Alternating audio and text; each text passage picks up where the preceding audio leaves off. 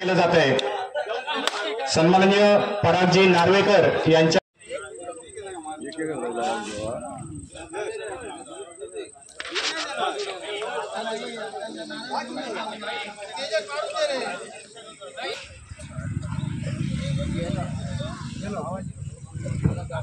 दरम्यान शिवसेना शाखा वडाचा पाट व अनंत पाटकर मित्रमंडळ आयोजित चालू असलेला उपांत्य फेरीचा सामना या सामने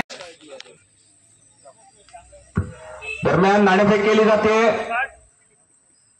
नाणेफेकीचा कौल जातोय तो अंतिम सामना रंगतोय प्रतीक शिंदे व सौरभ भोगले यांच्यामध्ये। पाहूया कोण या ठिकाणी विजयी चषकावर आपलं नाव कोरतोय। प्रतीक शिंदे विजयी होतोय अंतिम फेरीमध्ये। अंतिम चषकावर क्रमांक 1 वर ज्याने नाव कोरलंय तो प्रतीक शिंदे व द्वितीय क्रमांकावर समाधानी व्हावं लागतंय ते सौरभ भोगले यांना।